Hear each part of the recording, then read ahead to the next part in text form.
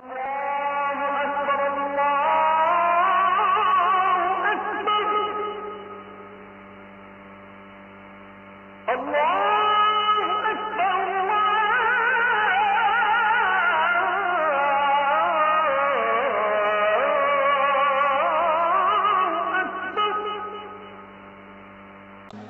আল্লাহ বললেন ওয়া হামালনাহুম ফিল বাররি ওয়াল বাহর, জলে স্থলে আমি চলাচলের যানবাহনের ব্যবস্থা করেছি।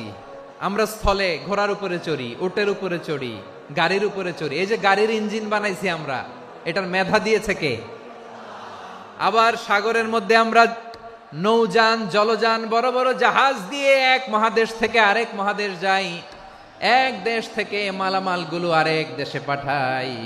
সাগরের ভেতরে নৌকাগুলোরে ধরে রাখলো কে?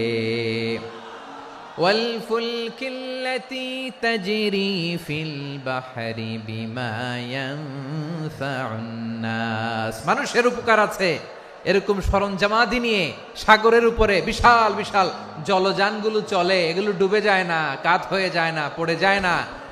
এগুলোকে স্থিতিস্থাপকতাকে ঠিক করে রাখলো কে? আপনারা জাহাজ দেখেছেন? জাহাজ দেখছেন? বিশাল বিশাল জাহাজ, বিশাল জাহাজ মালামাল নিয়ে এক মহাদেশ থেকে আরেক মহাদেশে যায়। গত মাসে আমার জাপান সফর ছিল। এই যে বাংলাদেশে যে গাড়িগুলো চালান, বেশিরভাগ গাড়ি আসে কিন্তু জাপান থেকে। হাজার হাজার গাড়ি একটা জাহাজ বহন করতে পারে, হাজার হাজার গাড়ি। এটারে সাগরের মধ্যে ভাসাইলো কে? হাজার হাজার গাড়ি নিয়ে জাপানিজ গাড়িগুলো আমাদের চট্টগ্রামের এয়ারপোর্টের বন্দরে ভিড়ে। যুক্তরাষ্ট্রে আমি দেখেছি বিশাল বিশাল জাহাজ। আপনারা টাইটানিক জাহাজের নাম শুনেছেন? টাইটানিক জাহাজের 8 গুণ 10 গুণ বড় একটা জাহাজ আছে, আইকন অফ দ্য সি, আমি দেখে এসেছি। রয়্যাল ক্যারিবিয়ান দেখে এসেছি। সাগরের সামনে জেটিতে যখন দাঁড়ালাম, জাহাজটা যখন যায়, আমার মনে হচ্ছে একটা শহর, গোটা শহর, the entire city is floating on the water.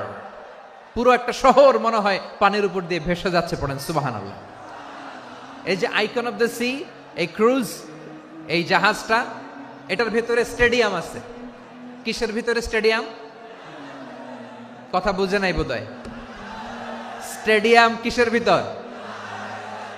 Swimming pool আছে, শপিং মল আছে, রেস্টুরেন্ট আছে, ক্লাব আছে, 3000 4000 রুম বিশিষ্ট, কক্ষ বিশিষ্ট হোটেল আছে। এই সবগুলোর নিয়ে এগুলো চলে সাগরের দোলার মধ্যে, জলোচ্ছ্বাসের মধ্যে। এই সাগরের ভেতরে এই জাহাজগুলোর ভাষায় রাখছে কে? সূরাতুর আর রহমানে আল্লাহ তাআলা বললেন ওয়ালাহুল জাওয়ারিল মুনশাআতু ফিল বাহরি কাল আ'লাম ফাবিআইয়ি আলা, সবাই পড়েন ফাবিআইয়ি আলাই রাব্বিকুমা তুকাযযিবান। পাহাড় সম বড় বড় জাহাজগুলো মাল বোঝাই করে সাগরের মধ্যে ভেসে বেড়ায়। এগুলো দিয়ে মালামাল বহন করা যায়, মানুষরা এক দেশ থেকে আরেক দেশে যায়। এই জাহাজগুলোর সাগরের ভেতরে ভাসায় রাখলো কে? এই আয়াতের ভেতরে আল্লাহ তাআলা সূরাত বানী ইসরাঈলের এই চমৎকার আয়াতের ভেতরে আল্লাহ তাআলা বেসিক্যালি মানব জাতির প্রতি তার 4টি স্পেশাল অনুগ্রহের কথা বলেছেন। কয়টি? 2টা বলে ফেলছি। 1 নাম্বার ওয়ালাকাদ কাররামনা বানি আদম, আমি বনি আদমের সম্মান বাড়াইছি। নাকি মুসলমানদের?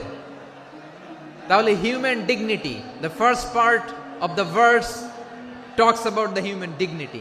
2 নাম্বার অংশে আল্লাহ তাআলা বললেন ওয়া হামালনাহুম ফিল বাররি ওয়াল বাহর, স্থলে এবং সমুদ্রে আমি তাদের জন্য চলাচলের বাহন দিয়েছি। সুবহানাল্লাহ। তার মানে smooth movement on land and sea, জলে এবং স্থলে যাতে আমরা স্মুথলি মুভ করতে পারি আল্লাহ তাআলা দিয়েছেন।